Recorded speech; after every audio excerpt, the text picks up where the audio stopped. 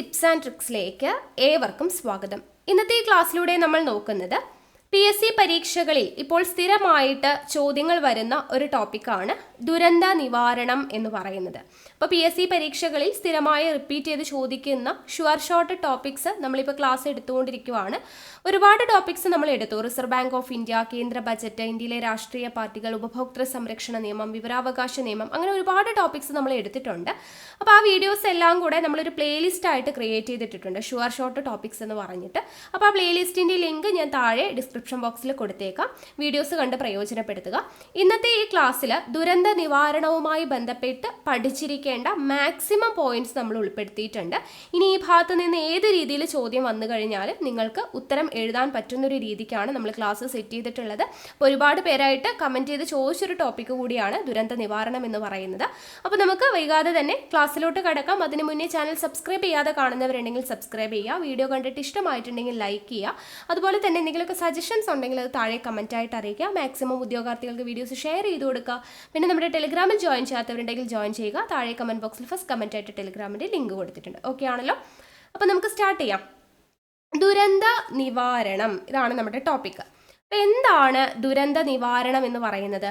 അതായത് ഒരു ദുരന്തം ഉണ്ടായിക്കഴിഞ്ഞാൽ അത് നിവാരണം ചെയ്യുന്നതിനായി ആസൂത്രിതവും സംയോജിതവുമായ പ്രവർത്തനങ്ങൾ സംഘടിപ്പിക്കുകയും ഏകോപിപ്പിക്കുകയും നടപ്പിലാക്കുകയും ചെയ്യുന്നതിനെയാണ് ദുരന്ത നിവാരണം എന്ന് പറയുന്നത്. എന്താണ് ദുരന്ത നിവാരണം? ഒരു ദുരന്തമുണ്ടായാൽ അത് നിവാരണം ചെയ്യുന്നതിനായിട്ട് ആസൂത്രിതവും സംയോജിതവുമായിട്ടുള്ള പ്രവർത്തനങ്ങൾ സംഘടിപ്പിക്കുകയും ഏകോപിപ്പിക്കുകയും നടപ്പിലാക്കുകയും ചെയ്യുന്നതിനെയാണ് ദുരന്ത നിവാരണം എന്ന് പറയുന്നത്. അപ്പോൾ ഈ ദുരന്ത നിവാരണത്തിൻ്റെ പ്രാധാന്യം ദേശീയ മുൻഗണനയായി പരിഗണിച്ചുകൊണ്ട് ആദ്യമായിട്ട് ഒരു സമിതി അധികാരത്തിൽ വന്നത് എന്നാന്ന് ചോദിച്ചു കഴിഞ്ഞാൽ 1999 ഓഗസ്റ്റ് മാസമാണ്. ഓക്കെ, ദുരന്ത നിവാരണത്തിൻ്റെ പ്രാധാന്യം ദേശീയ മുൻഗണനയായി പരിഗണിച്ചുകൊണ്ട് ഒരു സമിതി അധികാരത്തിൽ, ഒരു ഉന്നത സമിതി അധികാരത്തിൽ വരുന്നത്, ആദ്യമായിട്ട് അധികാരത്തിൽ വരുന്നത് 1999 ഓഗസ്റ്റ് മാസമാണ്. ഈ സമിതിയുടെ അധ്യക്ഷൻ ആരായിരുന്നു എന്ന് ചോദിച്ചു കഴിഞ്ഞാൽ JC പന്താണ് ഈ ഒരു ഉന്നത അധികാര സമിതിയുടെ അധ്യക്ഷൻ എന്ന് പറയുന്നത്. അതിനുശേഷം 2001 ഗുജറാത്ത് ഭൂകമ്പമുണ്ടായി. ആ ഒരു ഭൂകമ്പത്തിന് ശേഷം പ്രധാനമന്ത്രിയുടെ അധ്യക്ഷതയിൽ ദുരന്ത നിവാരണത്തിന് വേണ്ടിയിട്ട് എന്ത് വന്നിട്ടുണ്ടായിരുന്നു? ഓൾ പാർട്ടി നാഷണൽ കമ്മിറ്റി രൂപീകരിച്ചിട്ടുണ്ടായിരുന്നു. എന്താണ്? ഓൾ പാർട്ടി നാഷണൽ കമ്മിറ്റി കേട്ടോ. ഓൾ പാർട്ടി നാഷണൽ കമ്മിറ്റി രൂപീകരിച്ചു. അതിൻ്റെ അധ്യക്ഷൻ ആരാണ്? പ്രധാനമന്ത്രിയായിരുന്നു. ഓക്കെ, അപ്പോൾ ദുരന്ത നിവാരണത്തിനു വേണ്ടിയിട്ട് ആദ്യമായി ഒരു ഉന്നത അധികാര സമിതി നിലവിൽ വന്നത് 1999 ഓഗസ്റ്റിലാണ്. JC പന്താണ് അതിൻ്റെ അധ്യക്ഷനായിരുന്നത്. 2001 ഗുജറാത്തിലെ ഭൂകമ്പത്തിനു ശേഷം പ്രധാനമന്ത്രിയുടെ അധ്യക്ഷതയിൽ വന്നിട്ടുള്ള ഒരു കമ്മിറ്റിയാണ് ദുരന്ത നിവാരണത്തിന് വേണ്ടിയിട്ട് ഓൾ പാർട്ടി നാഷണൽ കമ്മിറ്റി. ഇത് രണ്ടും ഇമ്പോർട്ടൻ്റ് ആണ്. ഇതിനു ശേഷമാണ് ദുരന്ത നിവാരണ നിയമം 2005 നിലവിൽ വരുന്നത്. എന്താണ്? ദുരന്ത നിവാരണ നിയമം 2005 നിലവിൽ വരുന്നത്. അല്ലെങ്കിൽ എന്താണ് പറയുന്നത്? ഇംഗ്ലീഷിൽ എന്താണ് പറയുന്നത്? Disaster management act.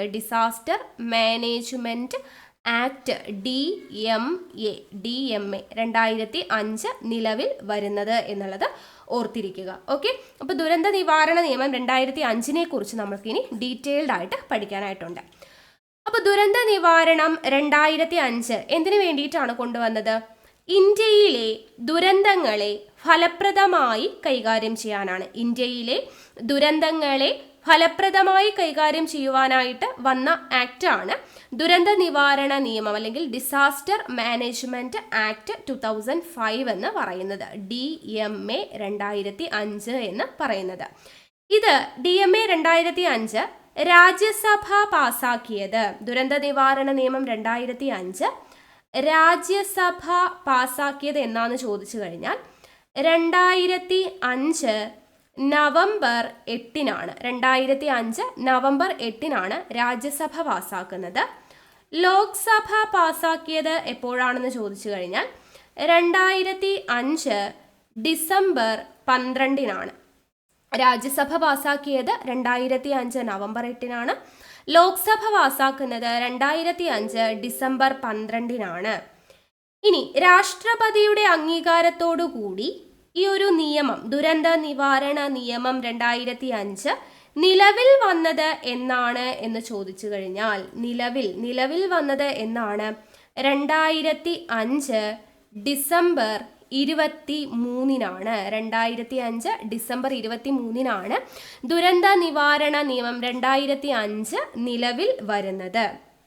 അപ്പോൾ ഇങ്ങനെ ഒരു ദുരന്തം ഉണ്ടായിക്കഴിഞ്ഞാൽ, ഒരു സ്ഥലത്ത് ഒരു ദുരന്തം ഉണ്ടായിക്കഴിഞ്ഞാൽ ആ ദുരന്തത്തെ നിവാരണം ചെയ്യാനായിട്ട് പുതിയ സ്ഥാപനങ്ങൾ സൃഷ്ടിക്കാൻ, അതുപോലെ കേന്ദ്ര സംസ്ഥാന പ്രാദേശിക ഗവൺമെന്റുകൾക്കായിട്ട് പ്രത്യേക ചുമതലകൾ നൽകാൻ, ഇതിനെല്ലാം വ്യവസ്ഥ ചെയ്യുന്നുണ്ട്. ഈ ദുരന്ത നിവാരണ നിയമം 2005 പ്രകാരം എന്തൊക്കെ കാര്യങ്ങളാണുള്ളത്? ഒരു ദുരന്തം ഉണ്ടായിക്കഴിഞ്ഞാൽ ആ ദുരന്തത്തെ നിവാരണം ചെയ്യാനായിട്ട് പുതിയ സ്ഥാപനങ്ങൾ സൃഷ്ടിക്കാനായിട്ട് പറ്റും. പിന്നെയോ പുതിയ സ്ഥാപനങ്ങൾ സൃഷ്ടിക്കുക മാത്രമല്ല, കേന്ദ്ര സംസ്ഥാന പ്രാദേശിക ഗവൺമെന്റുകൾക്കായിട്ട് പ്രത്യേക ചുമതലകൾ നൽകാനും സാധിക്കും. കേന്ദ്ര സംസ്ഥാന പ്രാദേശിക ഗവൺമെന്റുകൾക്കായിട്ട് പ്രത്യേക ചുമതലകൾ നൽകാനായിട്ടും വ്യവസ്ഥ ചെയ്യുന്നുണ്ട്. ഏത് നിയമം? ദുരന്ത നിവാരണ നിയമം 2005 എന്നുള്ളത്. ഇനി ഈ ഒരു നിയമത്തിൽ ആകെ എത്ര വകുപ്പുകളാണ് ഉള്ളത് എന്ന് ചോദിച്ചു കഴിഞ്ഞാൽ 79 വകുപ്പുകളാണ് ദുരന്ത നിവാരണ നിയമം 2005 ഉള്ളത്. ഡിസാസ്റ്റർ മാനേജ്മെന്റ് ആക്ട് 2005 എത്ര വകുപ്പുകളാണ് ഉള്ളത് എന്ന് ചോദിച്ചു കഴിഞ്ഞാൽ എത്രയാണ്? 79 വകുപ്പുകളാണ് ഉള്ളത്. ഈ ഡിസാസ്റ്റർ മാനേജ്മെന്റ് ആക്ട് പ്രകാരമാണ് ഏതൊക്കെ? ദേശീയ ദുരന്ത നിവാരണ അതോറിറ്റി, സംസ്ഥാന ദുരന്ത നിവാരണ അതോറിറ്റി, ജില്ലാ ദുരന്ത നിവാരണ അതോറിറ്റി എല്ലാം നിലവിൽ വന്നിരിക്കുന്നത്.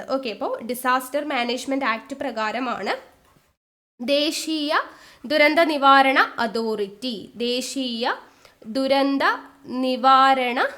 Authority, national disaster management authority NDMA നിലവിൽ വരുന്നത്. അതുപോലെ സംസ്ഥാന ദുരന്ത നിവാരണ അതോറിറ്റി അല്ലെങ്കിൽ state disaster management act SDMA. അപ്പോൾ NDMA, SDMA, അതുപോലെ ജില്ലാതലത്തിൽ ജില്ലാ ദുരന്ത നിവാരണ അതോറിറ്റി, ജില്ലാ ദുരന്ത നിവാരണ authority, district disaster management act DDMA, ഇതെല്ലാം നിലവിൽ വരുന്നത് ദുരന്ത നിവാരണ നിയമം 2005 പ്രകാരമാണ് എന്നുള്ളത് ഓർത്തിരിക്കുക.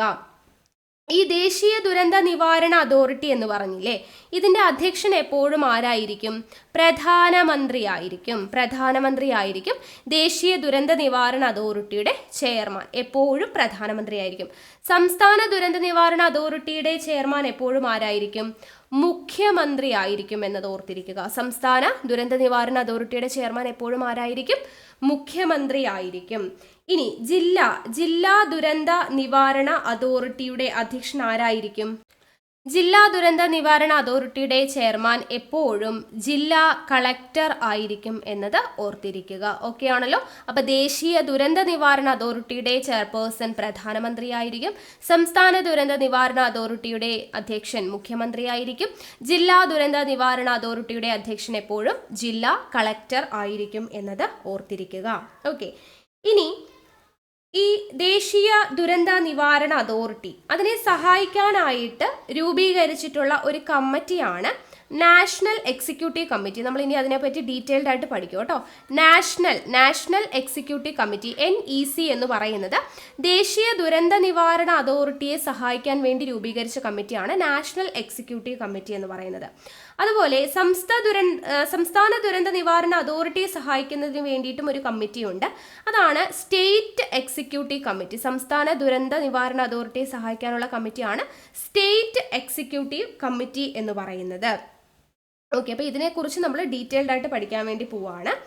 ഇനി ഈ എല്ലാ സംസ്ഥാന സർക്കാരുകളും ദുരന്ത നിവാരണ അതോറിറ്റിക്ക് രൂപം നൽകണമെന്ന് പറയുന്ന ഒരു അനുച്ഛേദം നമുക്ക് പഠിക്കാനുണ്ട്. വകുപ്പ്, ഈ ദുരന്ത നിവാരണ നിയമം 2005 വകുപ്പ് 14(1) പ്രകാരമാണ് എന്തെന്ന് പറയുന്നത്, എല്ലാ സംസ്ഥാന സർക്കാരുകളും ദുരന്ത നിവാരണ അതോറിറ്റിക്ക് രൂപം നൽകണം.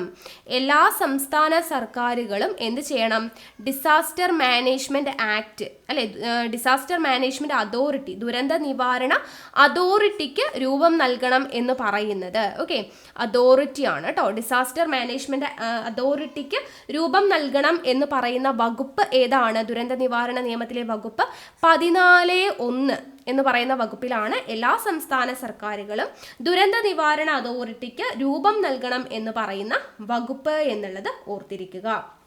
ഇനി ഒരു സെക്ഷനും കൂടെ പഠിച്ചിരിക്കുക.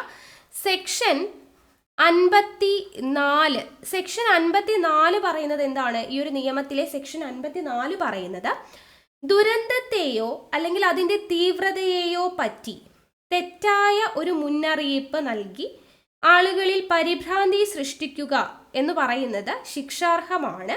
1 വർഷം വരെ തടവോ പിഴയോ ലഭിക്കാവുന്ന ശിക്ഷയാണ് എന്ന് പറയുന്ന സെക്ഷനാണ് സെക്ഷൻ 54. അതായത് ഒരു ദുരന്തത്തെയോ അല്ലെങ്കിൽ ഒരു തീവ്രത അല്ലെങ്കിൽ ഒരു ദുരന്തം നടക്കാൻ പോകുന്നു എന്ന് തെറ്റായ ഇൻഫർമേഷൻ കൊടുക്കുക, എന്നിട്ട് ആളുകളിൽ പരിഭ്രാന്തി സൃഷ്ടിക്കുക, അത് ചെയ്യുന്നത് കുറ്റമാണ്. അതിനുള്ള ശിക്ഷ 1 വർഷം വരെ തടവോ അല്ലെങ്കിൽ പിഴയോ ലഭിക്കാവുന്ന കുറ്റമാണ് എന്ന് പറയുന്നതാണ് എന്ത്, സെക്ഷൻ 54 പ്രകാരം പറയുന്നത്. അത് ഇമ്പോർട്ടൻ്റ് ആണ്, നോട്ട് ചെയ്ത് വെച്ചേക്കുക. ഓക്കെ, അപ്പോൾ ഇത്രയും കാര്യങ്ങൾ കിട്ടിയെന്ന് വിശ്വസിക്കുന്നു.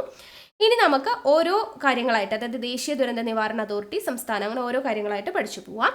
ആദ്യം പഠിക്കുന്നത് ദേശീയ ദുരന്ത നിവാരണ അതോറിറ്റിയെ കുറിച്ചാണ്. ദേശീയ ദുരന്ത നിവാരണ അതോറിറ്റി അഥവാ NDMA, national disaster management authority എന്ന് പറയുന്നത്, ഇത് സ്ഥാപിതമായത് എപ്പോഴാണ്?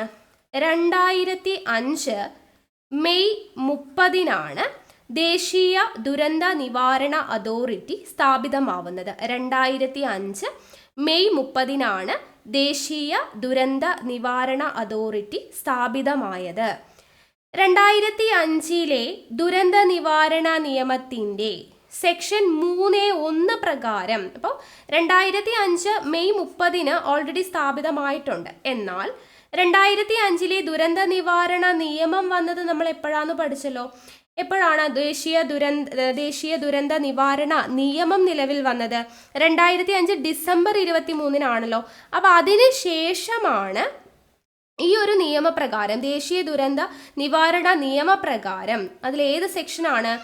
സെക്ഷൻ 3(1) പ്രകാരം, ദേശീയ ദുരന്ത നിവാരണ നിയമത്തിലെ സെക്ഷൻ 3(1) പ്രകാരം ഈ ഒരു ദേശീയ ദുരന്ത നിവാരണ അതോറിറ്റി നിലവിൽ വരുന്നത് 2006 സെപ്റ്റംബർ 27-നാണ്. ഓക്കെ, അപ്പോൾ ക്വസ്റ്റ്യൻ കറക്റ്റായിട്ട് കേൾക്കണം. ദുരന്ത നിവാരണം ദേശീയ അല്ലെങ്കിൽ ദുരന്ത നിവാരണ നിയമം 2005 സെക്ഷൻ 3(1) പ്രകാരം ദേശീയ ദുരന്ത നിവാരണ അതോറിറ്റി രൂപം കൊണ്ടത് 2006 സെപ്റ്റംബർ 27-നാണ്. അതിനു മുന്നേ ദേശീയ ദുരന്ത നിവാരണ അതോറിറ്റി ഉണ്ടായിരുന്നു. 2005 മെയ് 30-നാണ് വന്നത് എന്നുള്ളതും ഓർത്തിരിക്കുക. ഓക്കെ ആണല്ലോ. അപ്പോൾ ദുരന്ത നിവാരണ നിയമപ്രകാരം നിലവിൽ വന്നത് എപ്പോഴാണ്? 2006 സെപ്റ്റംബർ 27. ഇത് ഇമ്പോർട്ടൻ്റ് ആണ്. ഓക്കെ, ഇനി അധ്യക്ഷൻ ആരാ? ദേശീയ ദുരന്ത നിവാരണ അതോറിറ്റിയുടെ അധ്യക്ഷൻ നമ്മൾ നേരത്തെ പറഞ്ഞു, പ്രധാനമന്ത്രിയാണ് ദേശീയ ദുരന്ത നിവാരണ അതോറിറ്റിയുടെ എപ്പോഴത്തെയും അധ്യക്ഷൻ എന്ന് പറയുന്നത്.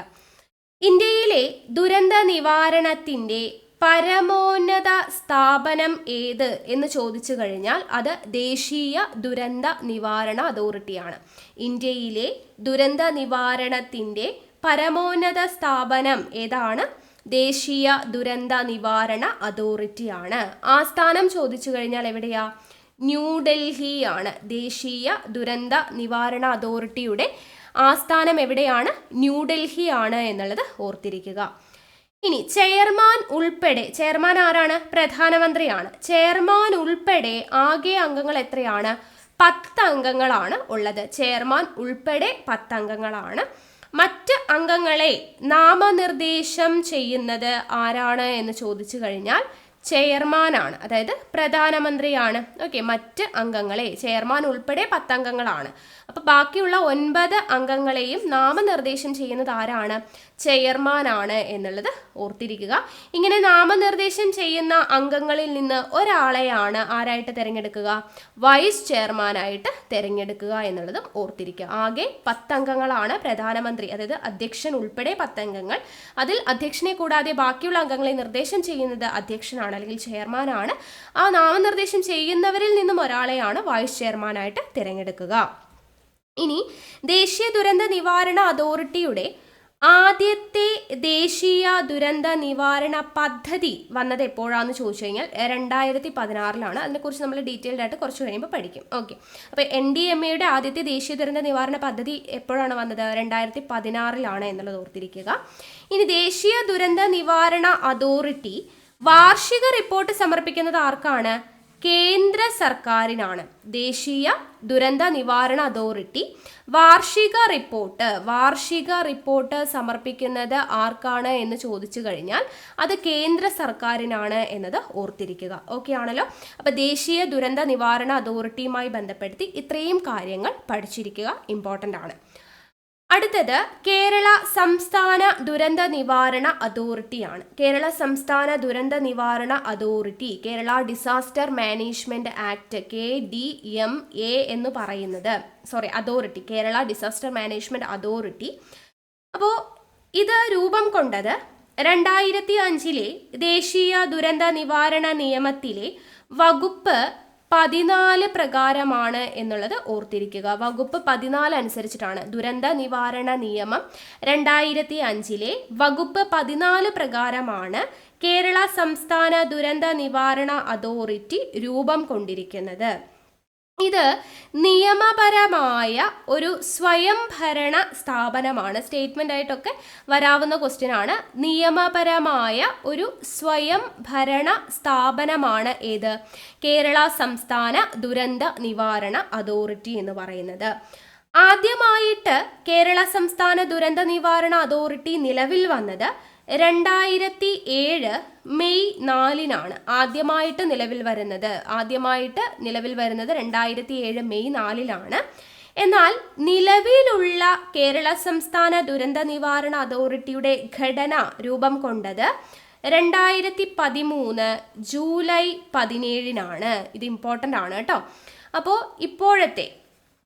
ഇപ്പോഴത്തെ ഘടന നിലവിൽ വന്നത് 2013 ജൂലൈ 17. ആദ്യമായിട്ട് കേരള സംസ്ഥാന ദുരന്ത നിവാരണ അതോറിറ്റി വന്നത് 2007 മെയ് 4 എന്നുള്ള കാര്യം കൂടെ ഓർത്തിരിക്കുക.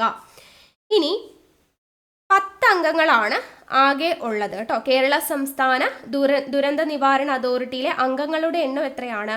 10 അംഗങ്ങളാണ് ഉള്ളത്.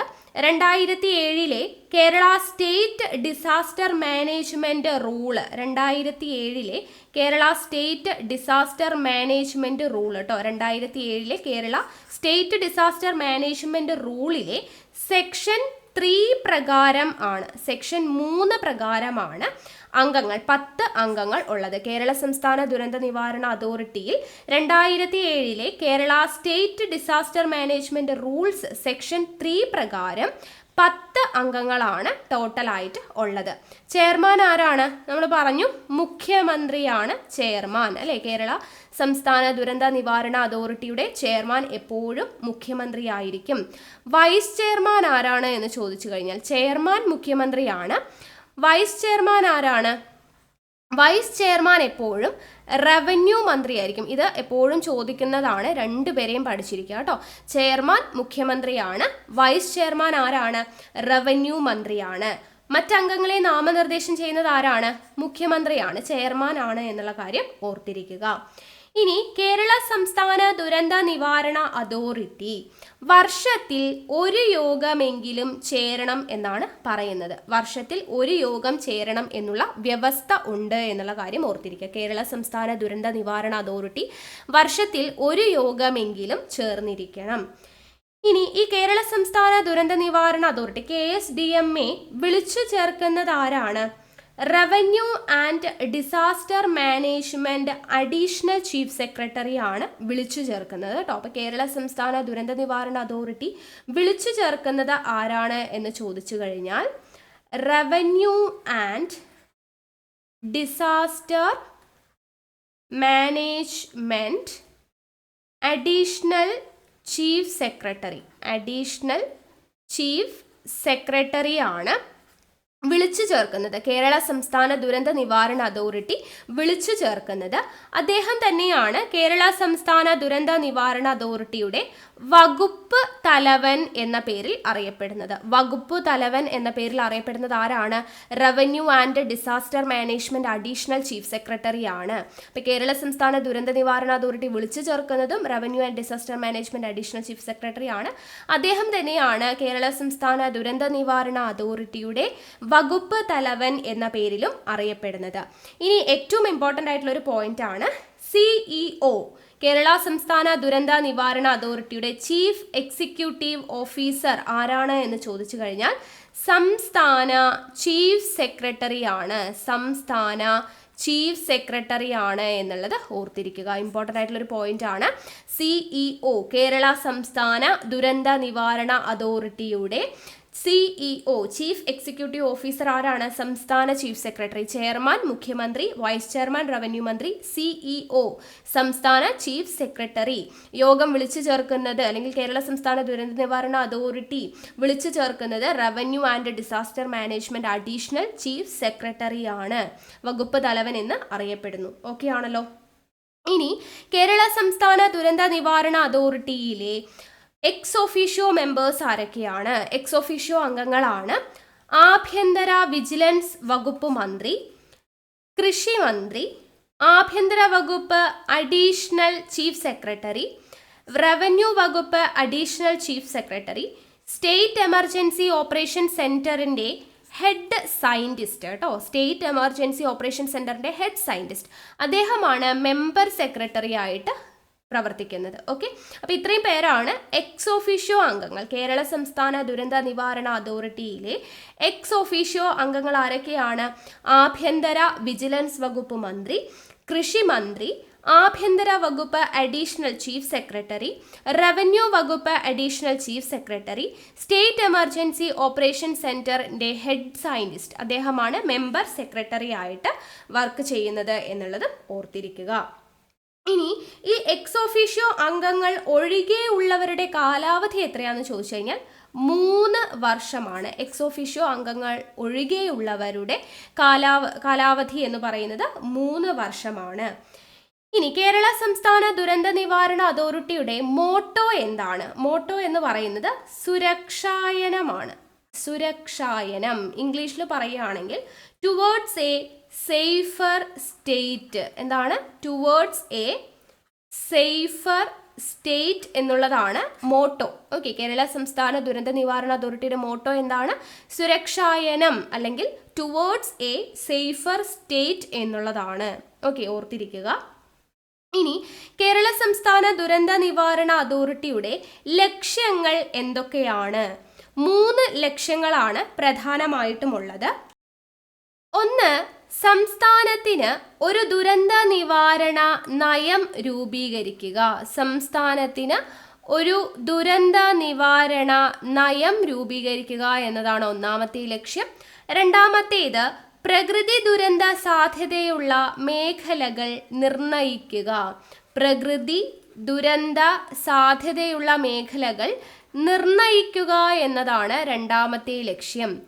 മൂന്നാമത്തെ ലക്ഷ്യം, വിവിധ വകുപ്പുകളെ ഉൾപ്പെടുത്തി ദുരന്ത നിവാരണ പദ്ധതികൾ ആസൂത്രണം ചെയ്യുക. ദുരന്ത നിവാരണ പദ്ധതികൾ ആസൂത്രണം ചെയ്യുക, പ്രകൃതി ദുരന്ത സാധ്യതയുള്ള മേഖലകൾ നിർണയിക്കുക, സംസ്ഥാനത്തിന് ഒരു ദുരന്ത നിവാരണ നയം രൂപീകരിക്കുക എന്നിവയാണ് കേരള സംസ്ഥാന ദുരന്ത നിവാരണ അതോറിറ്റിയുടെ ലക്ഷ്യങ്ങൾ. സംസ്ഥാനത്തിന് ഒരു ദുരന്ത നിവാരണ നയം രൂപീകരിക്കുക, പ്രകൃതി ദുരന്ത സാധ്യതയുള്ള മേഖലകൾ നിർണയിക്കുക, വിവിധ വകുപ്പുകളെ ഉൾപ്പെടുത്തി ദുരന്ത നിവാരണ പദ്ധതികൾ ആസൂത്രണം ചെയ്യുക എന്നിവയാണ്. ഓക്കെ, ഇനി ഇതിൻ്റെ ലോഗോ, കേരള സംസ്ഥാന ദുരന്ത നിവാരണ അതോറിറ്റിയുടെ ലോഗോയെ കുറിച്ച് നോക്കാം. ഈ ലോഗോ എന്ന് പറയുന്നത് ഇങ്ങനെ സർക്കിൾ ഷേപ്പിലായിരിക്കും. ഇതിൽ ഇങ്ങനെ 24 സ്പോക്കുകൾ കാണാനായിട്ട് പറ്റും. ഞാനിപ്പോൾ നമ്പർ എണ്ണുന്നില്ല, 24 എണ്ണം ഉണ്ടാവും കേട്ടോ. ഇങ്ങനെയുള്ള സ്പോക്കുകൾ എത്ര എണ്ണം ഉണ്ടാവും? 24 സ്പോക്കുകൾ ഉണ്ടായിരിക്കും. അതെന്താണ്? മുഴുവൻ സമയവും നിരീക്ഷിച്ചു കൊണ്ടിരിക്കുന്നതിൻ്റെ ആവശ്യകതയെ ചിത്രീകരിക്കുന്നതിന് വേണ്ടിയിട്ടാണ് 24 സ്പോക്കുകൾ കൊടുത്തിട്ടുണ്ടായിരിക്കുക. പിന്നെ ഒരു കൂട്ടായ പ്രവർത്തനം എന്ന നിലയിൽ ദുരന്ത നിവാരണത്തിൻ്റെ കാഴ്ചപ്പാടും പ്രതിനിധീകരിക്കുന്നുണ്ട്. ഇങ്ങനെ ഇവിടെ നിന്നും ഇങ്ങനെ 2 കൈ ഇങ്ങനെ പോയിട്ട്, നമ്മുടെ മനുഷ്യരുടെ കൈ ഉണ്ടല്ലോ, ഇങ്ങനെ 2 കൈ ഇവിടെ ഇങ്ങനെ വെച്ചിട്ടുണ്ടാവും. അതിൻ്റെ സെൻറ്ററിലായിട്ട് ഇങ്ങനെ കേരളത്തിൻ്റെ മാപ്പും കൊടുത്തിട്ടുണ്ടാവും. അങ്ങനെയാണ് ഇതിൻ്റെ ലോഗോ വരുന്നത് കേട്ടോ. കണ്ടിട്ടുണ്ടാവുമല്ലോ എല്ലാവരും. കേരള സംസ്ഥാന ദുരന്ത നിവാരണ അതോറിറ്റിയുടെ ലോഗോ വരുന്നത് ഇങ്ങനെയാണ്. ഇവിടെ നമ്മുടെ മനുഷ്യരുടെ കൈയാണ് വരിക കേട്ടോ.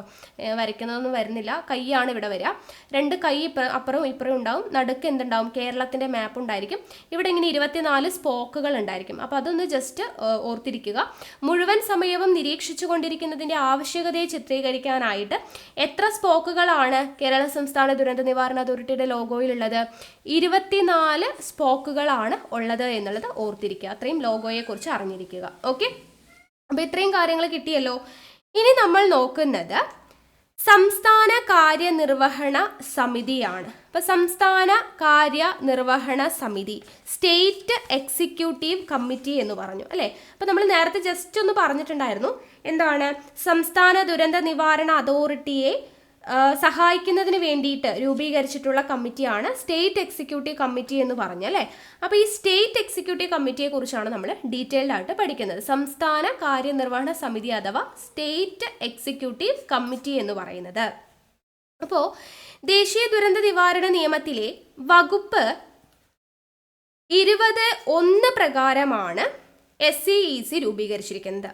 ദേശീയ ദുരന്ത നിവാരണ നിയമത്തിലെ വകുപ്പ് 20(1) പ്രകാരമാണ് സ്റ്റേറ്റ് എക്സിക്യൂട്ടീവ് കമ്മിറ്റി രൂപീകരിച്ചിരിക്കുന്നത് എന്നുള്ളത് ഓർത്തിരിക്കുക. ഇനി ഇതിൻ്റെ പ്രവർത്തനം അല്ലെങ്കിൽ ലക്ഷ്യം എന്താണ് എന്ന് ചോദിച്ചു കഴിഞ്ഞാൽ, ഒന്നാമത്തേത് KSDMA, കേരള സംസ്ഥാന ദുരന്ത നിവാരണ അതോറിറ്റിയെ പ്രവർത്തനങ്ങളിൽ സഹായിക്കുക. ഓക്കെ, പ്രവർത്തനങ്ങളിൽ സഹായിക്കുക എന്നുള്ളതാണ് ആരുടെ? കേരള സ്റ്റേറ്റ് ഡിസാസ്റ്റർ മാനേജ്മെൻറ്റ് അതോറിറ്റിയുടെ പ്രവർത്തനങ്ങളിൽ സഹായിക്കുക. അതുപോലെ KSDMA നിർദ്ദേശിക്കുന്ന മാർഗനിർദ്ദേശങ്ങൾക്കനുസരിച്ച് പ്രവർത്തനങ്ങൾ ഏകോപിപ്പിക്കുക. ഇതെല്ലാം ആരുടെ ലക്ഷ്യമാണ്? സംസ്ഥാന കാര്യനിർവഹണ സമിതി, സ്റ്റേറ്റ് എക്സിക്യൂട്ടീവ് കമ്മിറ്റിയുടെ ലക്ഷ്യമാണ് എന്നുള്ളത് ഓർത്തിരിക്കുക. ഇനി കേരള സംസ്ഥാന ദുരന്ത നിവാരണ അതോറിറ്റിയുടെ പ്രവർത്തനവുമായി ബന്ധപ്പെട്ട പതിവ് തീരുമാനങ്ങളെല്ലാം കൈക്കൊള്ളുന്നത് ഈ സ്റ്റേറ്റ് എക്സിക്യൂട്ടീവ് കമ്മിറ്റിയുടെ തീരുമാനപ്രകാരമാണ്. ഓക്കെ, കേരള സംസ്ഥാന ദുരന്ത നിവാരണ അതോറിറ്റിയുടെ പ്രവർത്തനവുമായി ബന്ധപ്പെട്ട പതിവ് തീരുമാനങ്ങളെല്ലാം കൈക്കൊള്ളുന്നത് സ്റ്റേറ്റ് എക്സിക്യൂട്ടീവ് കമ്മിറ്റിയുടെ തീരുമാനപ്രകാരമാണ് എന്നുള്ളത് ഓർത്തിരിക്കുക. ഈ സ്റ്റേറ്റ് എക്സിക്യൂട്ടീവ് കമ്മിറ്റിയുടെ അധ്യക്ഷൻ എപ്പോഴും ആരായിരിക്കും? സംസ്ഥാന ചീഫ് സെക്രട്ടറി ആയിരിക്കും കേട്ടോ. അധ്യക്ഷൻ എപ്പോഴും ആരായിരിക്കും? സംസ്ഥാന ചീഫ് സെക്രട്ടറി ആയിരിക്കും. സംസ്ഥാന ചീഫ് സെക്രട്ടറി ആയിരിക്കും എപ്പോഴും സംസ്ഥാന കാര്യനിർവഹണ സമിതിയുടെ അധ്യക്ഷൻ എന്ന് പറയുന്നത്. അപ്പോൾ സ്റ്റേറ്റ് എക്സിക്യൂട്ടീവ് കമ്മിറ്റിയുടെ അധ്യക്ഷൻ സംസ്ഥാന ചീഫ് സെക്രട്ടറി ആണ് എന്ന് പ്രതിപാദിക്കുന്ന വകുപ്പാണ് 20(2). 20(2)ലാണ് പ്രതിപാദിക്കുന്നത്. ഈ സംസ്ഥാന ചീഫ് സെക്രട്ടറിയെ കൂടാതെ, അതായത് അധ്യക്ഷനെ കൂടാതെ 4 ഗവൺമെൻറ് സെക്രട്ടറിമാർ കൂടെ ഉണ്ടായിരിക്കും അംഗങ്ങളായിട്ട് കേട്ടോ. 4 ഗവൺമെൻറ് സെക്രട്ടറി കൂടെ ഇതിൽ അംഗങ്ങളാണ്. ആരൊക്കെയാണ് ഈ 4 ഗവൺമെൻറ് സെക്രട്ടറി? റവന്യൂ വകുപ്പ് സെക്രട്ടറി. രണ്ടാമത്തേത് ആരോഗ്യ വകുപ്പ് സെക്രട്ടറി. റവന്യൂ വകുപ്പ് സെക്രട്ടറി, ആരോഗ്യ വകുപ്പ് സെക്രട്ടറി, ധനകാര്യ വകുപ്പ് സെക്രട്ടറി, ആഭ്യന്തര വകുപ്പ് സെക്രട്ടറി. ഓക്കെ, അപ്പോൾ സംസ്ഥാന കാര്യനിർവഹണ സമിതി അഥവാ സ്റ്റേറ്റ് എക്സിക്യൂട്ടീവ് കമ്മിറ്റിയിൽ അംഗങ്ങൾ ആരൊക്കെയാണ്? അധ്യക്ഷൻ സംസ്ഥാന ചീഫ് സെക്രട്ടറിയാണ്. അധ്യക്ഷനെ കൂടാതെ 4 ഗവൺമെന്റ് സെക്രട്ടറിമാരുണ്ടായിരിക്കും. ആരൊക്കെയാണ് 4 പേര്? റവന്യൂ വകുപ്പ് സെക്രട്ടറി, ആരോഗ്യ വകുപ്പ് സെക്രട്ടറി, ധനകാര്യ വകുപ്പ് സെക്രട്ടറി, ആഭ്യന്തര വകുപ്പ് സെക്രട്ടറി എന്നിവരാണ് ഉണ്ടാവുക. ഇതിൽ റവന്യൂ വകുപ്പ് സെക്രട്ടറിയാണ് കൺവീനർ. സംസ്ഥാന കാര്യനിർവഹണ സമിതിയുടെ കൺവീനർ ആരായിരിക്കും? റവന്യൂ വകുപ്പ് സെക്രട്ടറി ആയിരിക്കും എന്നുള്ളത് ഓർത്തിരിക്കുക. ഇനി ദുരന്ത നിവാരണവുമായി ബന്ധപ്പെട്ട സാമ്പത്തിക കാര്യങ്ങളിൽ സർക്കാരിനെ സഹായിക്കുക അല്ലെങ്കിൽ ഉപദേശിക്കുന്നത് ആരാണ്? സ്റ്റേറ്റ് എക്സിക്യൂട്ടീവ് കമ്മിറ്റിയാണ്. സ്റ്റേറ്റ് എക്സിക്യൂട്ടീവ് കമ്മിറ്റിയാണ് ദുരന്ത നിവാരണവുമായി ബന്ധപ്പെട്ട സാമ്പത്തിക കാര്യങ്ങളിൽ സംസ്ഥാന സർക്കാരിനെ ഉപദേശിക്കുന്നത്. അപ്പോൾ എല്ലാ സംസ്ഥാനങ്ങളും ദുരന്ത നിവാരണ പദ്ധതിക്ക് രൂപം നൽകണം എന്ന് പറയുന്ന വകുപ്പാണ് വകുപ്പ് 23(1). വകുപ്പ് 23 എന്താണ് പറയുന്നത്? 23(1) എല്ലാ സംസ്ഥാനങ്ങളും ദുരന്ത നിവാരണ പദ്ധതിക്ക് രൂപം നൽകണം എന്ന് പറയുന്ന വകുപ്പാണ് വകുപ്പ് 23(1). നമ്മൾ നേരത്തെ പറഞ്ഞിട്ടുണ്ടായിരുന്നു, ഒരു കേരള സംസ്ഥാന ദുരന്ത നിവാരണ അതോറിറ്റി ആദ്യമായിട്ടൊരു പദ്ധതിക്ക് രൂപം നൽകിയത് 2016 പറഞ്ഞിട്ടുണ്ടായിരുന്നില്ലേ?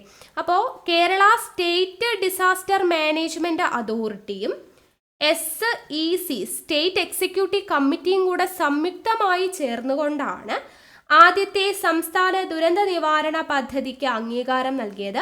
2016 സെപ്റ്റംബർ 7 ഓർത്തിരിക്കുക. ഓക്കെ, അപ്പോൾ കേരള സംസ്ഥാന ദുരന്ത നിവാരണ അതോറിറ്റിയും സ്റ്റേറ്റ് എക്സിക്യൂട്ടീവ് കമ്മിറ്റി അല്ലെങ്കിൽ സംസ്ഥാന കാര്യനിർവഹണ സമിതിയും കൂടെ ചേർന്നിട്ടാണ് ആദ്യമായിട്ടൊരു സംസ്ഥാന ദുരന്ത നിവാരണ പദ്ധതിക്ക് അംഗീകാരം നൽകുന്നത്. അത് 2016 സെപ്റ്റംബർ 7 എന്നുള്ളത് ഓർത്തിരിക്കുക. ഓക്കെ ആണല്ലോ. അപ്പോൾ ഇത്രയുമാണ് സംസ്ഥാന കാര്യനിർവഹണ സമിതി എന്ന് പറയുന്നത്. ഇനി സംസ്ഥാന അടിയന്തരഘട്ട കാര്യനിർവഹണ കേന്ദ്രത്തെ കുറിച്ചാണ് പറയുന്നത്. സംസ്ഥാന അടിയന്തരഘട്ട കാര്യനിർവഹണ കേന്ദ്രം, അതായത് state emergency operation centre. State emergency operation സെന്ററിനെ കുറിച്ചാണ് പറയുന്നത്. ഇത് ആദ്യം പ്രവർത്തിച്ചിരുന്നത് HVRA ആയിട്ടാണ്. HVRA ആയിട്ടാണ് ആദ്യം പ്രവർത്തിച്ചിരുന്നത്. അതായത് HVRA എന്ന് പറഞ്ഞു കഴിഞ്ഞാൽ hazard vulnerability risk assessment cell കേട്ടോ. Hazard vulnerability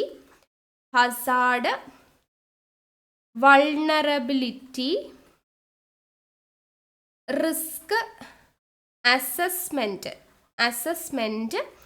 cell. Okay, hazard vulnerability risk assessment സെല്ലായിട്ടാണ് ആദ്യം പ്രവർത്തിച്ചിരുന്നത്.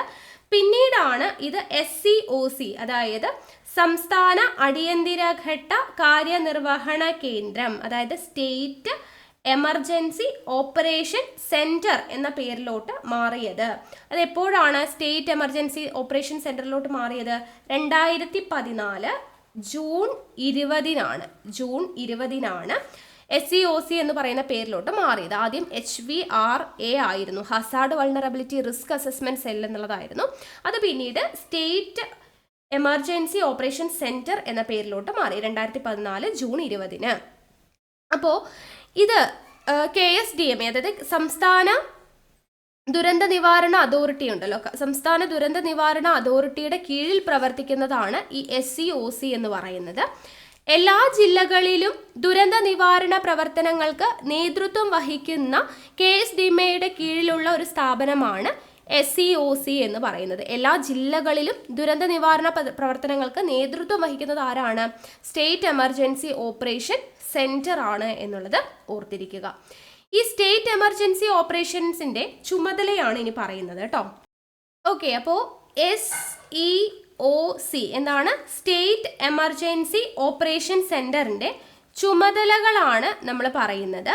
അപ്പോൾ ചുമതലകൾ എന്താണെന്ന് വെച്ച് കഴിഞ്ഞാൽ, സംസ്ഥാന തലത്തിൽ ദുരന്തങ്ങൾ ഉണ്ടാവുന്ന സമയത്ത് സർക്കാരിൻ്റെ പ്രവർത്തനങ്ങൾ ഏകോപിപ്പിക്കുക, കേന്ദ്ര ദുരന്ത പ്രതികരണ സംവിധാനങ്ങളുമായി ബന്ധപ്പെട്ട് കേന്ദ്ര സഹായങ്ങൾ ലഭ്യമാക്കുന്നതിനും KSDMAയുടെ മുഖ്യ സംവിധാനമായിട്ട് പ്രവർത്തിക്കുക. ഇത് രണ്ടുമാണ് പ്രധാനപ്പെട്ട ചുമതലകൾ. എന്തൊക്കെയാണ്? സംസ്ഥാന തലത്തിൽ ദുരന്തങ്ങൾ ഉണ്ടായിക്കഴിഞ്ഞാൽ സർക്കാരിൻ്റെ പ്രവർത്തനങ്ങളെ ഏകോപിപ്പിക്കുക. കേന്ദ്ര ദുരന്ത പ്രതികരണ സംവിധാനങ്ങളുമായി ബന്ധപ്പെട്ട് കേന്ദ്ര സഹായങ്ങൾ ലഭ്യമാക്കുന്നതിന് KSDMAയുടെ മുഖ്യ സംവിധാനമായി പ്രവർത്തിക്കുക എന്നതൊക്കെയാണ് SEOCയുടെ പ്രധാനപ്പെട്ട ചുമതലകൾ എന്ന് പറയുന്നത്. ഈ SEOC പ്രവർത്തിക്കുന്നത് ചീഫ് സെക്രട്ടറി ആരുടെയൊക്കെ മേൽനോട്ടത്തിലാണ്?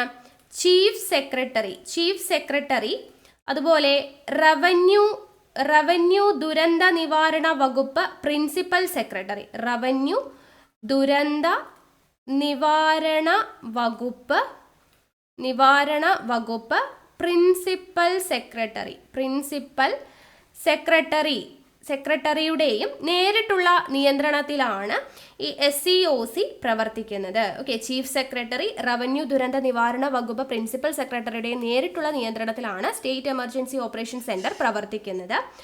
ദുരന്തങ്ങൾ ബാധിക്കാത്ത സമയത്ത് ഒരു ദുരന്തമുണ്ടായിക്കഴിഞ്ഞാൽ അതിൻ്റെ ആഘാതം കുറയ്ക്കാനായിട്ടുള്ള ലഘൂകരണ പ്രവർത്തനങ്ങളിൽ ഏർപ്പെടുന്നതും ആരാണ്? സ്റ്റേറ്റ് ഓപ്പറേഷൻ സെന്ററാണ്, സ്റ്റേറ്റ് എമർജൻസി ഓപ്പറേഷൻ സെന്ററാണ് എന്നുള്ളത് ഓർത്തിരിക്കുക. ഇനി ഈ സ്റ്റേറ്റ് എമർജൻസി ഓപ്പറേഷൻ സെന്ററിന് ഒരു സവിശേഷ അധികാരമുണ്ട്. എന്താണത്? ദുരന്ത അപഗ്രഥത്തിന് സംസ്ഥാനത്തെ ഏതൊരു സർക്കാർ സ്ഥാപനത്തിൽ നിന്നും ആവശ്യമായ രേഖകൾ പണം നൽകാതെ ആവശ്യപ്പെടാനും ശേഖരിക്കുവാനും ഉപയോഗിക്കുവാനുമുള്ള ഒരു അധികാരം ആർക്കുണ്ട്? ഈ SEOCക്കുണ്ട്. ദുരന്തമുണ്ടായിക്കഴിഞ്ഞാൽ അതിൻ്റെ അപഗ്രഥനത്തിന് വേണ്ടിയിട്ട് സംസ്ഥാനത്തെ ഏതൊരു സർക്കാർ സ്ഥാപനങ്ങളിൽ വേണമെങ്കിലും പോയിട്ട് ആവശ്യമുള്ള രേഖകൾ പണമൊന്നും നൽകാതെ ആവശ്യപ്പെടാനും ശേഖരിക്കാനും അത് ഉപയോഗിക്കുവാനുമുള്ള ഒരു സവിശേഷ അധികാരം ആർക്കുണ്ട്? സ്റ്റേറ്റ് എമർജൻസി ഓപ്പറേഷൻ സെന്ററിന് ഉണ്ട്. ഇനി ഒരു ദുരന്തവുമായി ബന്ധപ്പെട്ട സാങ്കേതിക കാര്യങ്ങളും അടിയന്തര പ്രവർത്തനങ്ങളും എല്ലാം കൈകാര്യം ചെയ്യുന്നത് ആരാണ്?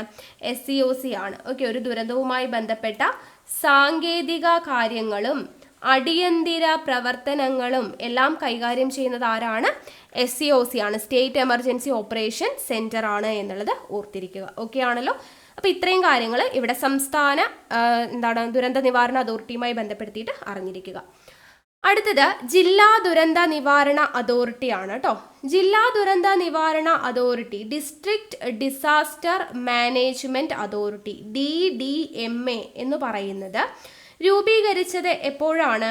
2016 മാർച്ച് 5-നാണ്. 2016 മാർച്ച് 5-നാണ് രൂപീകരിച്ചത്. 2005 ദുരന്ത നിവാരണ നിയമത്തിലെ സെക്ഷൻ 25(1) പ്രകാരമാണ് ഇത് രൂപീകരിച്ചിരിക്കുന്നത് കേട്ടോ. 2005 ദുരന്ത നിവാരണ നിയമത്തിലെ സെക്ഷൻ 25(1) പ്രകാരമാണ് 2016 മാർച്ച് 5-ന് ജില്ലാ ദുരന്ത നിവാരണ അതോറിറ്റി രൂപീകരിച്ചത്. ഇതിൻ്റെ ചെയർപേഴ്സൺ അല്ലെങ്കിൽ അധ്യക്ഷൻ എന്ന് പറയുന്നത് എപ്പോഴും ആരായിരിക്കും? ജില്ലാ കളക്ടർ ആയിരിക്കും. ജില്ലാ ദുരന്ത നിവാരണ അതോറിറ്റിയുടെ അധ്യക്ഷൻ എപ്പോഴും ആരായിരിക്കും? ജില്ലാ കളക്ടർ ആയിരിക്കും. ചെയർപേഴ്സൺ ജില്ലാ കളക്ടറാണ്. ചെയർപേഴ്സൺ ആരാണ് എന്ന് ചോദിച്ചു കഴിഞ്ഞാൽ ജില്ലാ പഞ്ചായത്ത് പ്രസിഡന്റ് ആണ്. ജില്ലാ പഞ്ചായത്ത് പ്രസിഡന്റ് ആണ് എന്നുള്ളത് ഓർത്തിരിക്കുക. അപ്പോൾ ചെയർപേഴ്സൺ ആരാണ്? ജില്ലാ ദുരന്ത നിവാരണ അതോറിറ്റിയുടെ ചെയർപേഴ്സൺ ജില്ലാ കളക്ടറും ചെയർപേഴ്സൺ ആരാണ്? ജില്ലാ പഞ്ചായത്ത് പ്രസിഡന്റുമാണ് എന്നുള്ളത് ഓർത്തിരിക്കുക. ഇനി ഭരണപരമായ കാര്യങ്ങൾ കൈകാര്യം ചെയ്യുന്നത് ജില്ലാ കളക്ടറേറ്റിലെ പ്രകൃതി ദുരന്ത വിഭാഗമാണ്. ഓക്കെ, ഭരണപരമായ കാര്യങ്ങളെല്ലാം കൈകാര്യം ചെയ്യുന്നത് ആരാണ്? ജില്ലാ കളക്ടറേറ്റിലെ പ്രകൃതി ദുരന്ത വിഭാഗമാണ് എന്നുള്ളത് ഓർത്തിരിക്കുക. ഇനി നമ്മൾ നേരത്തെ സംസ്ഥാന ദുരന്ത നിവാരണ അതോറിറ്റിയെ സഹായിക്കാനായിട്ട് സംസ്ഥാന കാര്യനിർവഹണ സമിതി ഉണ്ടെന്ന് പറഞ്ഞു, സ്റ്റേറ്റ് എക്സിക്യൂട്ടീവ് കമ്മിറ്റി ഉണ്ടെന്ന് പറഞ്ഞു. അതുപോലെ ജില്ലാ ദുരന്ത നിവാരണ അതോറിറ്റിയെ സഹായിക്കാനായിട്ടുള്ള കേന്ദ്രമാണ് ജില്ലാ അടിയന്തര ഘട്ട കാര്യനിർവഹണ കേന്ദ്രം. ജില്ലാ അടിയന്തര ഘട്ട കാര്യനിർവഹണ കേന്ദ്രം. അപ്പോൾ ഡിസ്ട്രിക്ട് എമർജൻസി ഓപ്പറേഷൻ സെൻറ്റർ എന്ന് നമ്മൾ പറയും. സ്റ്റേറ്റ് ആയിരുന്നപ്പോൾ സ്റ്റേറ്റ് എമർജൻസി ഓപ്പറേഷൻ സെൻറ്റർ, ഇവിടെ ഡിസ്ട്രിക്ട് എമർജൻസി ഓപ്പറേഷൻ സെൻറ്ററിനെ കുറിച്ചാണ് നമ്മൾ പറയുന്നത് കേട്ടോ. അപ്പോൾ ജില്ലാ എന്താണ് അടിയന്തര കാര്യഘട്ട നിർവഹണ കേന്ദ്രമാണ് നമ്മൾ പറയുന്നത്. DEOC, അതായത് അതത് പ്രദേശത്തെ ദുരന്ത ലഘൂകരണ പ്രവർത്തനങ്ങളുടെ ആർക്കായിരിക്കും? DEOCക്കായിരിക്കും. അപ്പോൾ അവിടെ സ്റ്റേറ്റ് എക്സിക്യൂട്ടീവ് കമ്മിറ്റി, അതിൻ്റെ കീഴിലാണ് നമ്മൾ പറഞ്ഞത് SEOC. ഇവിടെ ജില്ലാ അടിയന്തരഘട്ട കാര്യനിർവഹണ കേന്ദ്രമാണ് ഏത്? ഡിസ്ട്രിക്ട് എമർജൻസി ഓപ്പറേഷൻ സെൻറ്റർ എന്ന് പറയുന്നത്. അപ്പോൾ അതാത് പ്രദേശത്തെ ദുരന്തങ്ങളെ ലഘൂകരിക്കുവാനുള്ള പ്രവർത്തനങ്ങളുടെ ചുമതല ആർക്കാണ്? DEOCക്കാണെന്നുള്ളത് ഓർത്തിരിക്കുക. ഇവയുടെ ചുമതല എന്താണ്? ദുരന്തങ്ങളെക്കുറിച്ച് ജനങ്ങൾക്ക് ആവശ്യമായിട്ടുള്ള മുന്നറിയിപ്പ് നൽകുക എന്നുള്ളതാണ്. ദുരന്തങ്ങളെക്കുറിച്ച് ആവശ്യമായിട്ടുള്ള മുന്നറിയിപ്പ് നൽകുക എന്നുള്ളതാണ് ജില്ലാ അടിയന്തര കാര്യനിർവഹണ കേന്ദ്രത്തിൻ്റെ അല്ലെങ്കിൽ ഡിസ്ട്രിക്ട് എമർജൻസി ഓപ്പറേഷൻ സെൻറ്ററിൻ്റെ ചുമതല എന്ന് പറയുന്നത്. ഇനി അടുത്തത് ഇമ്പോർട്ടൻ്റ് ആണ്, ILDM. എന്താണ് ILDM എന്ന് പറയുന്നത്? Institute of land and disaster management ആണ് കേട്ടോ. Institute of land and disaster management. അപ്പോൾ institute of land and disaster management എന്ന് പറയുന്നത് എന്താണ്? ദുരന്ത നിവാരണത്തിൽ പങ്കാളികളാകുന്നവർക്ക് പരിശീലനം നൽകാൻ നാഷണൽ ഇൻസ്റ്റിറ്റ്യൂട്ട് ഓഫ് ഡിസാസ്റ്റർ മാനേജ്മെന്റിന്റെ നിർദ്ദേശപ്രകാരം രൂപം കൊണ്ടതാണ് ഈ ILDM. ദുരന്ത നിവാരണത്തിൽ പങ്കാളികളാകുന്നവർക്ക് കേട്ടോ, ദുരന്ത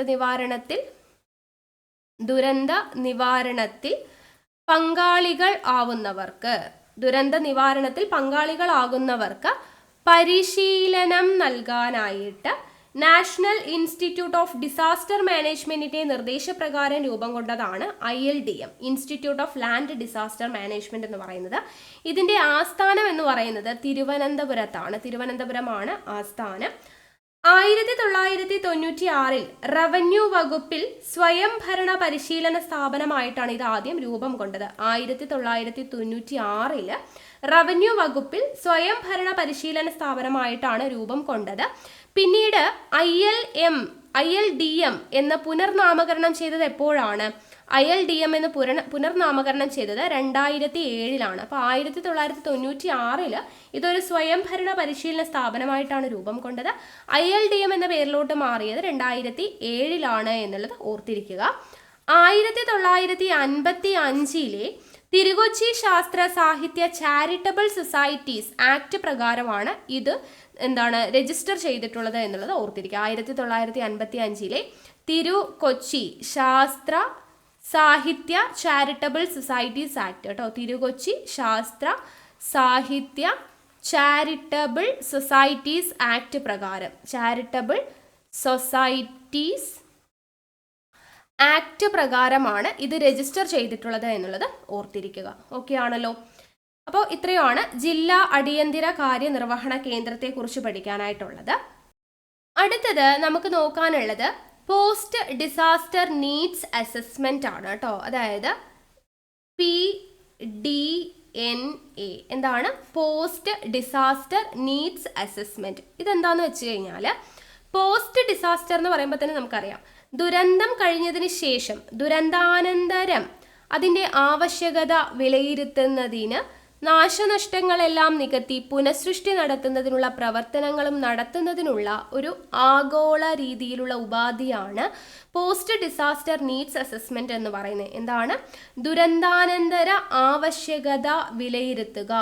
ദുരന്തത്തിന് ശേഷം ദുരന്താനന്തര ആവശ്യകത വിലയിരുത്തുക, നാശനഷ്ടങ്ങൾ നികത്തി പുനഃസൃഷ്ടി നടത്തുക. നാശനഷ്ടങ്ങൾ നികത്തി പുനഃസൃഷ്ടി നടത്തുക, ഇതിനു വേണ്ടിയിട്ടുള്ള പ്രവർത്തനങ്ങൾ നടത്തുന്നതിനുള്ള ആഗോള രീതിയിലുള്ള ഒരു ഉപാധിയാണ് പോസ്റ്റ് ഡിസാസ്റ്റർ നീഡ്സ് അസസ്മെന്റ് എന്ന് പറയുന്നത്. ഇത് രൂപം നൽകിയ വർഷം 2008 ഇത് രൂപം നൽകുന്നത്. ആരൊക്കെ ചേർന്നിട്ടാണ് രൂപം നൽകിയത്? യൂറോപ്യൻ യൂണിയൻ, അതുപോലെ ലോക ബാങ്ക്, UN എന്നിവർ ചേർന്നിട്ടാണ് ഇത് രൂപം നൽകിയത്. 2008 പോസ്റ്റ് ഡിസാസ്റ്റർ നീഡ്സ് അസസ്മെന്റിന് രൂപം നൽകിയത് ആരൊക്കെ ചേർന്നിട്ടാണ്? യൂറോപ്യൻ യൂണിയൻ, ലോക ബാങ്ക്, UN എന്നിവർ ചേർന്നിട്ടാണ് രൂപം നൽകിയത് എന്നുള്ളത് ഓർത്തിരിക്കുക. ഇനി നമ്മുടെ കേരളത്തിൽ വെള്ളപ്പൊക്കം, ഉരുൾപൊട്ടൽ ഇതെല്ലാം ഉണ്ടാവുന്ന സമയത്ത് ദുരന്താനന്തര ആവശ്യകത വിലയിരുത്താനായിട്ട് ചുമതലപ്പെടുത്തിയത് ആരെയാണ്? ഐക്യരാഷ്ട്ര സഭയെയാണ് എന്നുള്ളത് ഓർത്തിരിക്കുക. ഓക്കെ, കേരളം ട്ടോ. കേരളത്തിൽ ഉണ്ടായിട്ടുള്ള വെള്ളപ്പൊക്കം, ഉരുൾപൊട്ടൽ ഇതെല്ലാം ഉണ്ടായ സമയത്ത് ദുരന്താനന്തര ആവശ്യകത വിലയിരുത്താനായിട്ട് ചുമതലപ്പെടുത്തിയത് ആരെയാണ്? ഐക്യരാഷ്ട്ര സഭയെയാണ് എന്നുള്ളത് ഓർത്തിരിക്കുക. കേരളത്തിൽ ഈ PDNA നിലവിൽ വന്നത് എപ്പോഴാണെന്ന് ചോദിച്ചു കഴിഞ്ഞാൽ 2018 September 18 PDNA post disaster needs അസസ്മെന്റിന് തുടക്കം കുറിച്ചത്. 2018 എന്തുണ്ടായി? മഹാപ്രളയം ഉണ്ടായി അല്ലേ? 2018 ഓഗസ്റ്റിൽ മഹാപ്രളയം ഉണ്ടായി. അതിനുശേഷം 2018 സെപ്റ്റംബർ 18 ആദ്യമായിട്ട് കേരളത്തിൽ പോസ്റ്റ് ഡിസാസ്റ്റർ നീഡ്സ് അസസ്മെന്റിന് തുടക്കം കുറിച്ചത് എന്നുള്ളത് ഓർത്തിരിക്കുക. ഓക്കെ, ഇത്രയാണ് പോസ്റ്റ് ഡിസാസ്റ്റർ നീഡ്സ് അസസ്മെന്റിനെ കുറിച്ച് പഠിക്കാനുള്ളത്. അടുത്തത് നമ്മൾ പഠിക്കുന്നത് കേരളത്തിലെ വെള്ളപ്പൊക്കങ്ങളെ കുറിച്ചാണ് കേട്ടോ. ഇപ്പൊ കേരളത്തിലെ വെള്ളപ്പൊക്കങ്ങൾ ഉണ്ടായിട്ടുണ്ട്, ഒരുപാട് വെള്ളപ്പൊക്കങ്ങൾ ഉണ്ടായിട്ടുണ്ട്. അപ്പൊ അതിൽ ഏറ്റവും പഴക്കം ചെന്ന വെള്ളപ്പൊക്കം, ഏറ്റവും പഴക്കം ചെന്ന വെള്ളപ്പൊക്കം എന്ന് പറയുന്നത് ഏതാണ്? CE 371 വെള്ളപ്പൊക്കമാണ്. CE 371 വെള്ളപ്പൊക്കമാണ് ഏറ്റവും പഴക്കം ചെന്ന വെള്ളപ്പൊക്കം എന്ന് പറയുന്നത്. ഇത് SCERT ഫാക്റ്റ് ആണ്, ഇമ്പോർട്ടൻ്റ് ആണ്. ഏറ്റവും പഴക്കം ചെന്ന വെള്ളപ്പൊക്കം ഏതാണ്? CE 371.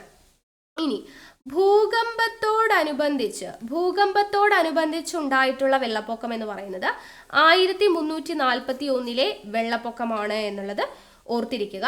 ഈ 1341 വെള്ളപ്പൊക്കത്തെ കുറിച്ചുണ്ടല്ലോ, ഗ്രീക്ക് പണ്ഡിതനായിട്ടുള്ള പ്ലിനി, ആരാണ്? ഗ്രീക്ക് പണ്ഡിതനായിട്ടുള്ള പ്ലിനി അദ്ദേഹത്തിൻ്റെ നാച്ചുറൽ ഹിസ്റ്ററി എന്ന് പറയുന്ന പുസ്തകത്തിൽ പ്രതിപാദിച്ചിട്ടുണ്ട്. ഇത് ഇമ്പോർട്ടൻ്റ് ആണ്. ഭൂകമ്പത്തോടനുബന്ധിച്ചിട്ടുണ്ടായ വെള്ളപ്പൊക്കമാണ് 1341 വെള്ളപ്പൊക്കം. ഇതിനെക്കുറിച്ച് ഗ്രീക്ക് പണ്ഡിതനായിട്ടുള്ള പ്ലിനി അദ്ദേഹത്തിൻ്റെ നാച്ചുറൽ ഹിസ്റ്ററി എന്ന് പറയുന്ന പുസ്തകത്തിൽ പരാമർശിച്ചിട്ടുണ്ട് എന്നുള്ളത് ഓർത്തിരിക്കുക. ഓക്കെ, ഇനി അടുത്ത ഇമ്പോർട്ടൻ്റ് ആയിട്ടുള്ള ഒരു ഫാക്റ്റ് ആണ് 99 വെള്ളപ്പൊക്കം എന്നറിയപ്പെടുന്നത് ഏത് വെള്ളപ്പൊക്കമാണ്? 99 വെള്ളപ്പൊക്കം എന്നറിയപ്പെടുന്നത് 1924 വെള്ളപ്പൊക്കമാണ്. പിന്നെ എന്തുകൊണ്ടാണ് അത് 99 വെള്ളപ്പൊക്കം എന്നറിയപ്പെടാൻ കാര്യം? കൊല്ലവർഷം, അതായത് മലയാളത്തിൽ കൊല്ലവർഷം 1099 ഈ വെള്ളപ്പൊക്കം ഉണ്ടാവുന്നത്. അതുകൊണ്ടാണ് പഴമക്കാർ അതിനെ 99 വെള്ളപ്പൊക്കം എന്ന് പറയുന്നത്. ഓക്കെ, അപ്പൊ 99 വെള്ളപ്പൊക്കം എന്നറിയപ്പെടുന്നത് 1924 വെള്ളപ്പൊക്കമാണ് എന്നത് ഓർത്തിരിക്കുക. കേരളത്തിൽ മഹാപ്രളയം ഉണ്ടായത് എപ്പോഴാണ്? 2018 ഓഗസ്റ്റിലാണ് അല്ലേ? മഹാപ്രളയം ഉണ്ടായത് 2018 ഓഗസ്റ്റിലാണ്. ഈ 2018 മഹാപ്രളയത്തെ ആസ്പദമാക്കിയിട്ട് ഇപ്പോൾ ലേറ്റസ്റ്റ് ആയിട്ട് ഒരു പുതിയ ഫിലിം ഇറങ്ങിയിട്ടുണ്ടല്ലോ. ഏതാണിത്? 2018 എന്ന് തന്നെയാണ് ഫിലിം. അതിൻ്റെ ഡയറക്ടർ ആരാണ്? സംവിധാനം ആരാണ്? ജൂഡ് ആന്റണി ആണ് അല്ലേ? ജൂഡ് ആന്റണി ആണ് സംവിധാനം എന്ന് പറയുന്നത്. ഇനി കേരളത്തിൽ ഉണ്ടായിട്ടുള്ള ഉരുൾപൊട്ടലുകൾ ഒരുപാട് ഉണ്ടായിട്ടുണ്ട്. അതെല്ലാം ഏത് ജില്ലയിലാണ് എന്നുള്ളത് ഇമ്പോർട്ടൻ്റ് ആണ്, അതൊന്ന് ഓർത്തിരിക്കണം കേട്ടോ. ആദ്യത്തേത് അമ്പൂരി ഉരുൾപൊട്ടലാണ് പറയുന്നത്. ഉരുൾപൊട്ടലിനെ കുറിച്ചാണ് പറയുന്നത്.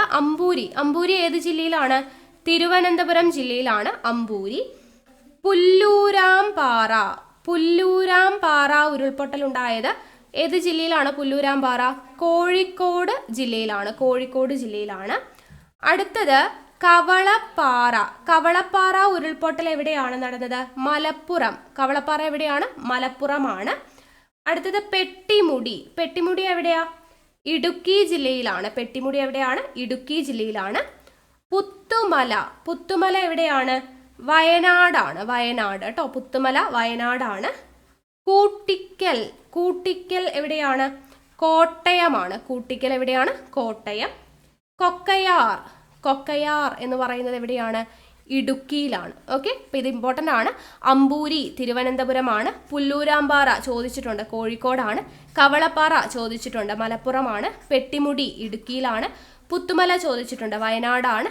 കൂട്ടിക്കൽ കോട്ടയം, കൊക്കയാർ ഇടുക്കിയാണ്. ഓക്കെ, അപ്പോൾ ഉരുൾപൊട്ടൽ ഉണ്ടായിട്ടുള്ള പ്രദേശങ്ങളും അത് ഏത് ജില്ലയിലാണെന്നുള്ളതും ഓർത്തിരിക്കണം. ഓക്കെ ആണല്ലോ.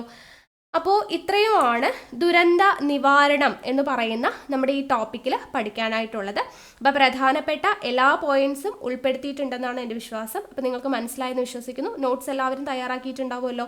അപ്പോൾ ഇതുപോലെയുള്ള മറ്റ് ക്ലാസ്സുകളുമായിട്ട് വീണ്ടും കാണാം. താങ്ക്